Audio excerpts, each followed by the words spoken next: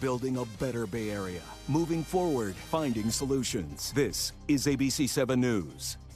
And good afternoon. So glad you're with us. I'm Dan Ashley. You're watching Getting Answers live here on ABC 7. We're asking experts your questions every day at 3 o'clock to get answers for you to topics of the day in real time. Thanks for tuning in. Today, we're sharing really an inspiring story of a Bay Area entrepreneur who is helping create a path forward for women of color in the real estate business.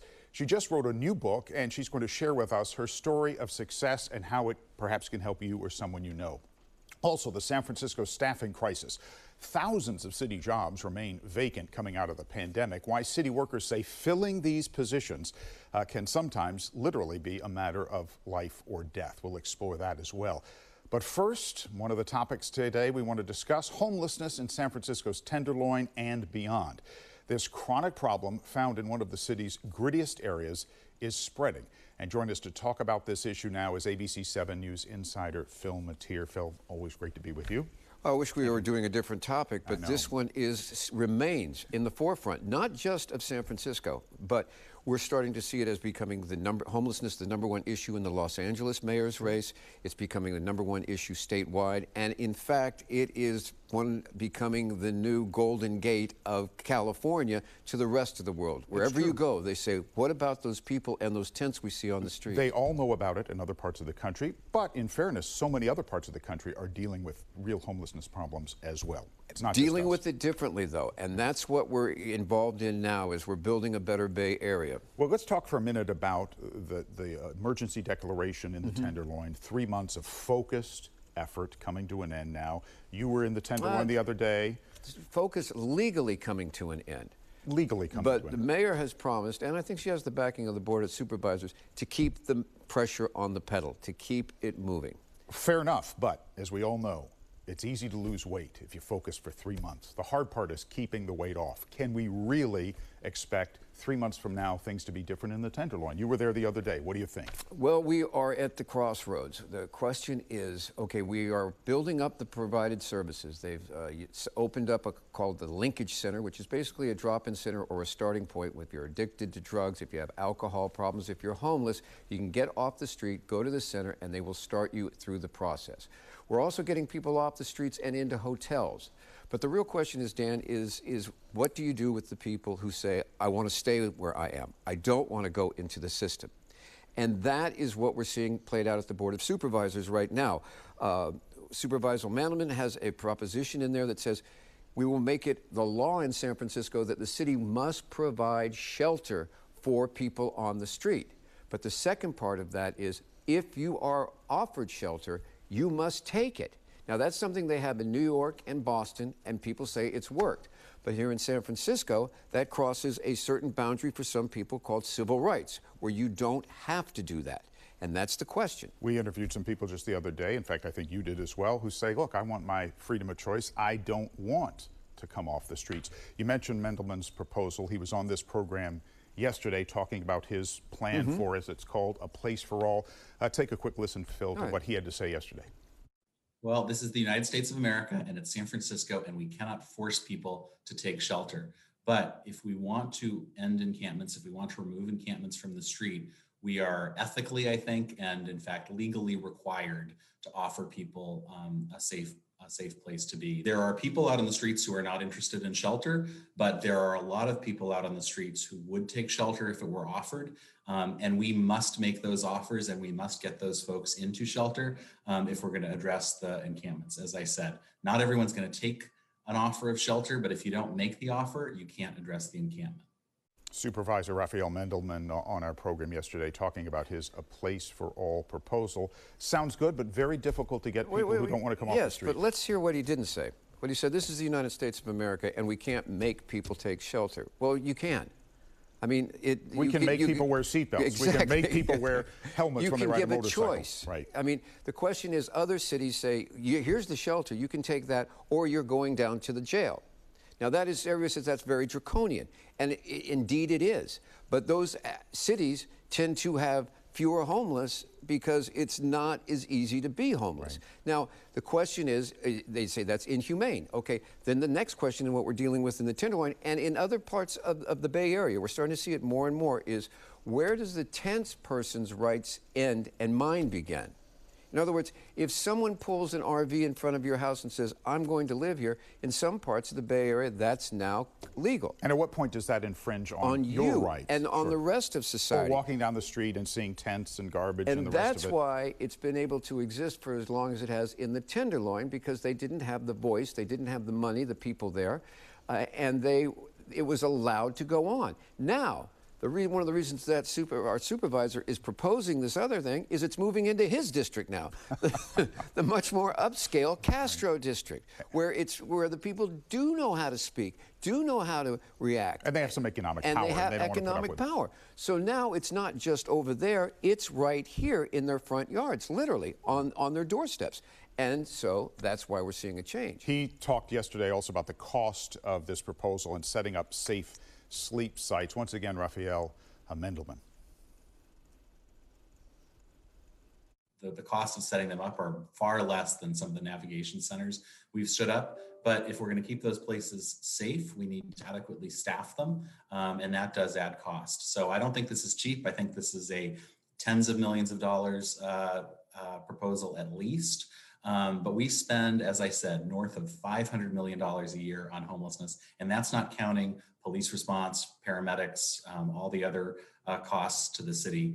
And I think, spending the tens of millions of dollars that it will cost to provide the shelter that will allow us to address encampments and will provide safe exits for people willing to take them, is money well worth spending.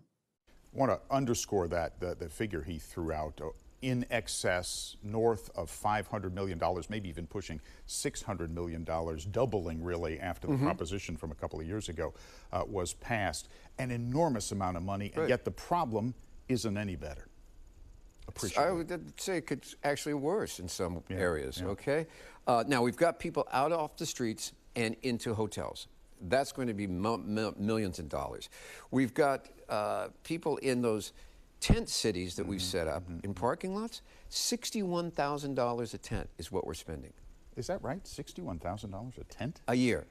That's remarkable. That's when, after you put in all the services provided, the security, the sanitation, $61,000 for a tent. Per tent. Right. Okay? So we were talking about other housing, that's even more. Because you're not just talking about housing, you're talking about 24-hour services, care, meals. And, we have about 3,800 who are right now in some sort of shelter, but we have 5,000 out there that aren't. So it's going to be an incredibly expensive proposition to get this done. And, it's like you said, this is just the start. I mean, once you get people in, then it's one of those great questions. Sustaining the effort exactly. becomes the real challenge. Also the behavior, because you put somebody in a room, that doesn't mean they're not going to walk out and go back on the street again. Right. It's an incredibly complicated problem, and we all have great compassion for this, a very serious issue. It's hard to understand and know really how to solve it once and for all. I want to turn quickly to Mayor London Breed, who went on a tour of Europe, trying to attract more tourism and business here to the Bay Area and to San Francisco specifically.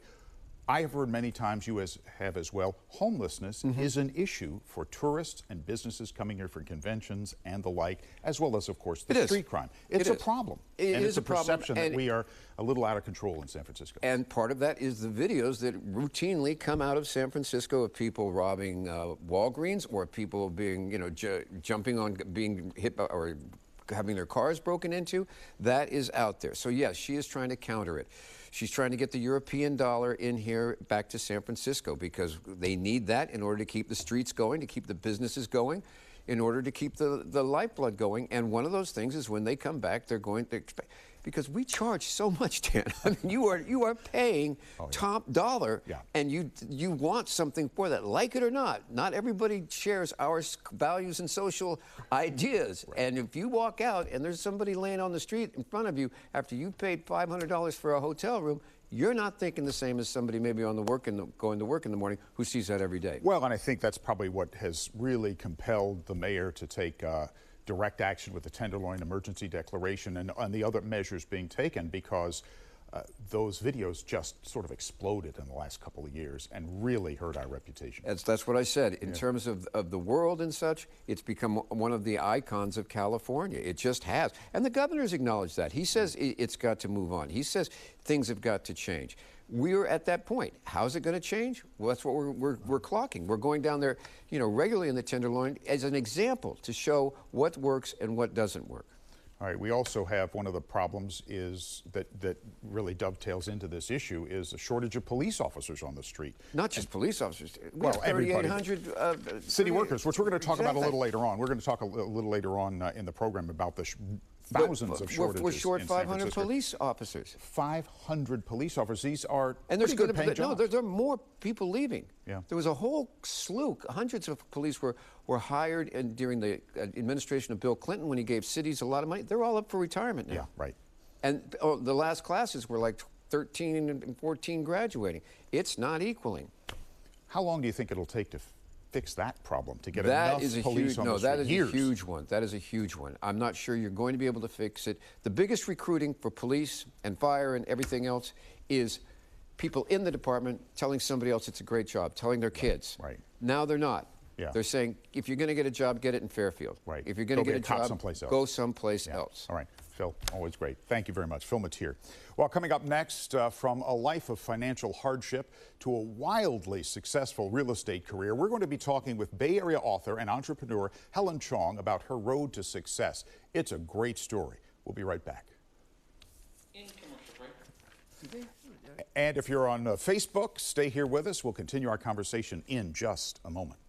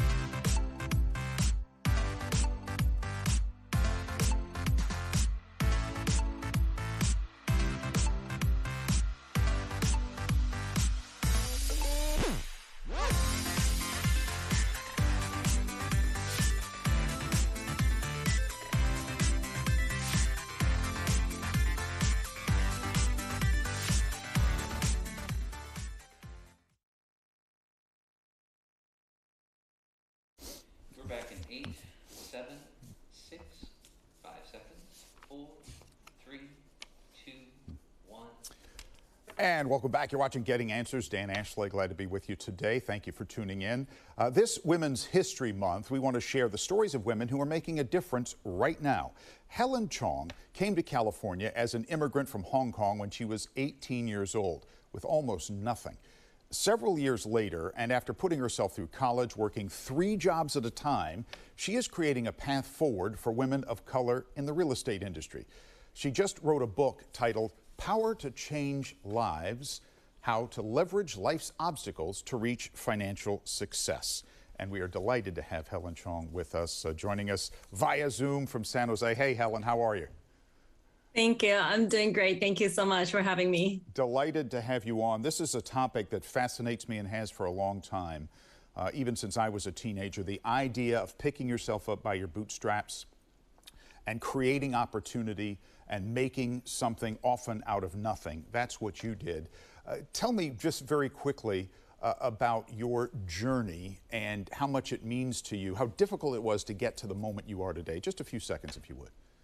You know, it was definitely really difficult at first. You almost feel like, how can I ever be successful if I started with nothing, coming here with no money, not knowing anybody, all by myself, and coming to an area with a new culture and even new language.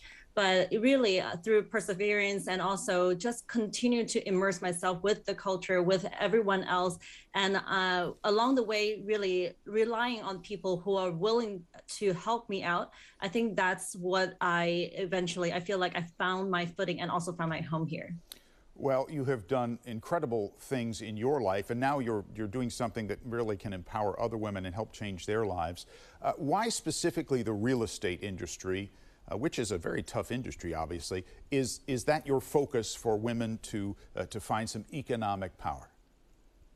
Well, I definitely think that real estate have changed my life dramatically, because I actually used to work for a pension consulting firm and I would invest in stock market, but I felt like it was not really within my own control. So when I started researching and then found out that real estate investments is something that I can learn and also use different techniques to really analyze my own investment future, that's when I fell in love with it.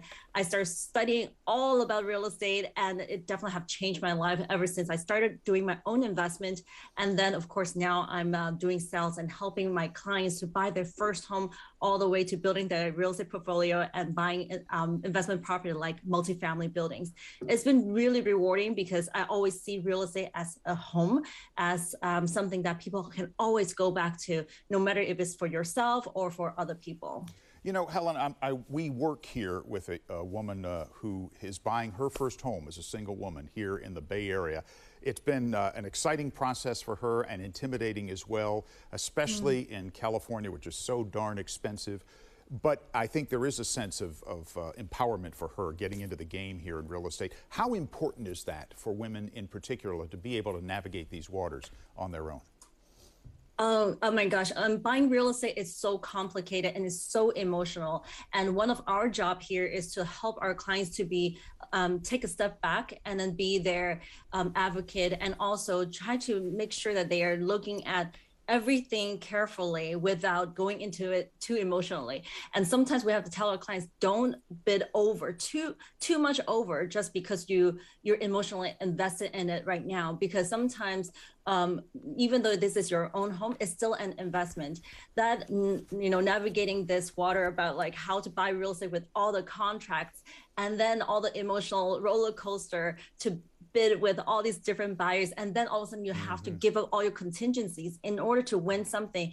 It's such a difficult process. So we're here like wanting to make sure that we put out all the numbers, do all the analysis, and then let them see everything on paper and numbers before they make that decision going into buying a property. It always means so much to me. Like every time we have somebody who said, this is my first home, and we always say, this is gonna be the memories you're gonna start to build from this first home. And then later on, maybe you can buy another bigger home, or maybe eventually buy an investment property. But it's just amazing, amazing journey. It's all a step-by-step process, isn't it, to becoming comfortable and then more successful as you go along. The power of your book, Power to Change Lives, how to leverage life's obstacles. We have a few seconds left, Helen. What are life's obstacles that you can leverage, and how do you do that?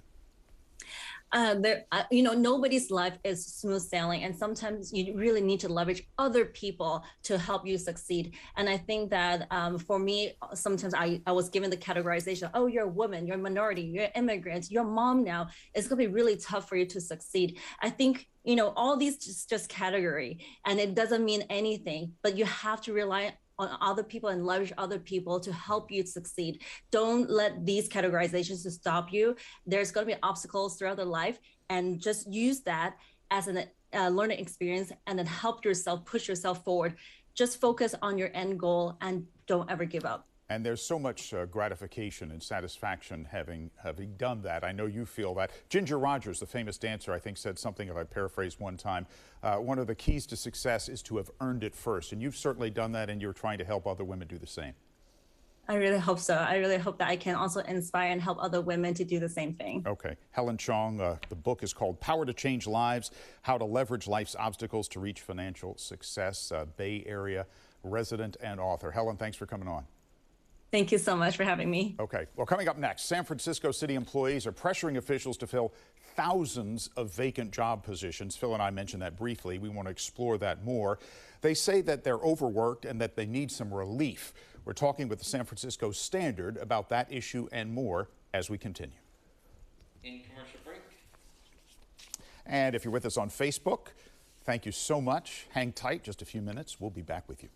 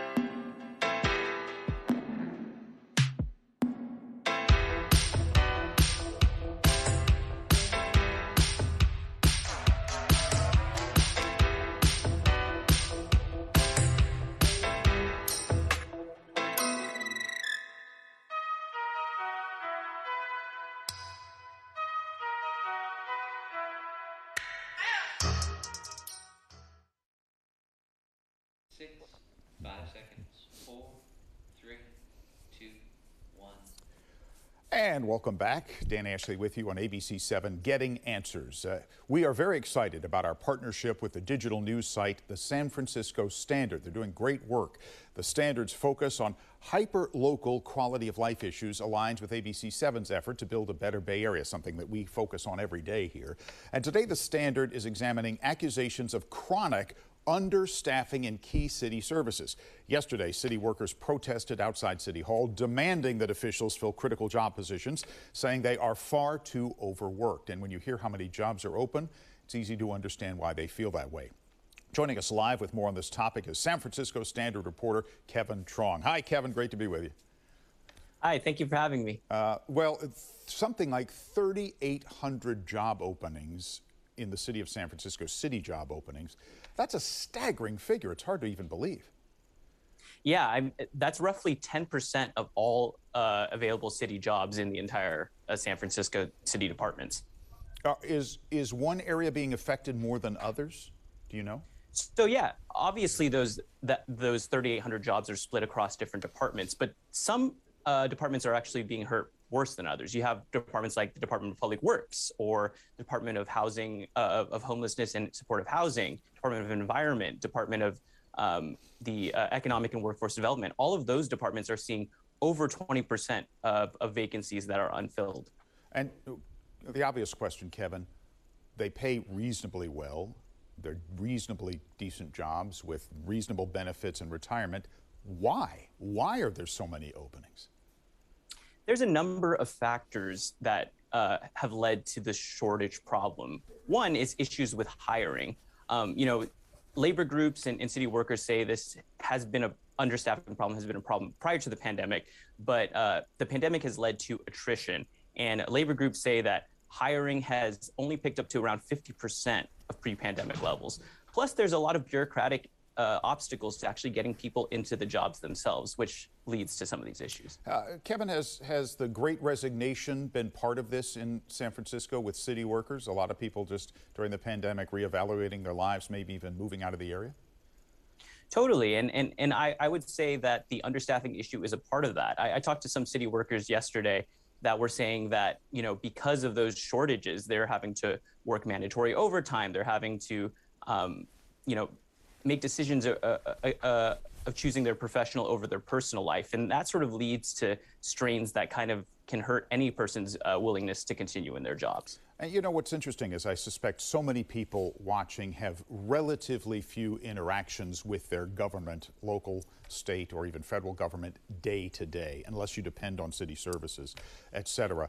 What would you say to people watching who say, hey, you know what, there are too many people working for the city anyway. Why do they need to hire another 3,800 people? I don't see the effect. What would you say to them?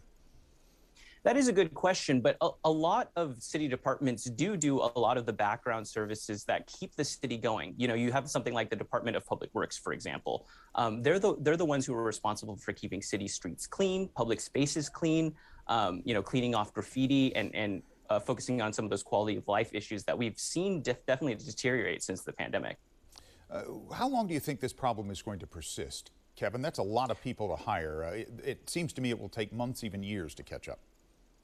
Important context to have is that the rally and some of this agitation from some of these public sector unions are happening amid contract negotiations. So we'll see how those negotiations go. But those public sector unions are saying that because of the city's sort of short-term budget surplus over the next couple of years, that the city can kind of be putting more money and more effort into getting these positions filled.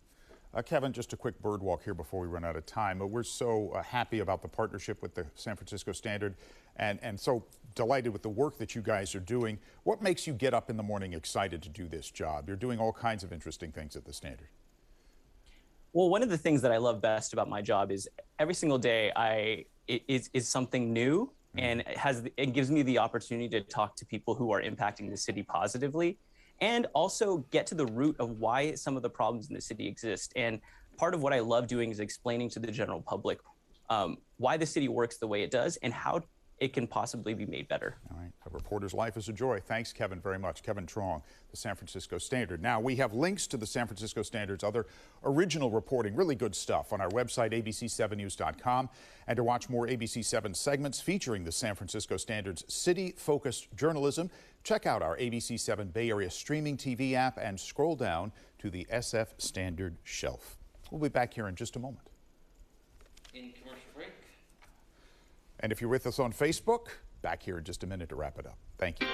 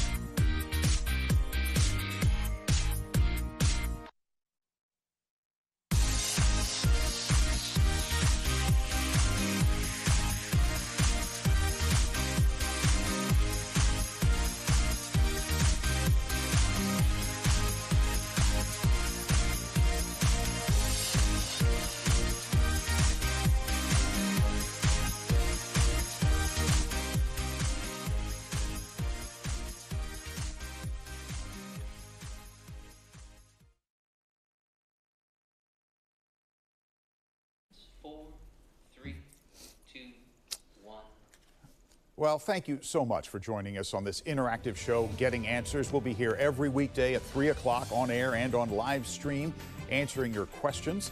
If you tune in later today on ABC 7 News at 4, we'll have more from ABC 7 insider Phil Mateer as well. I'm Dan Ashley. We appreciate your time. Right now, World News Tonight with David Muir is next. See you today at 5, 6, 11, and our 4 o'clock news is up next shortly. Thank you.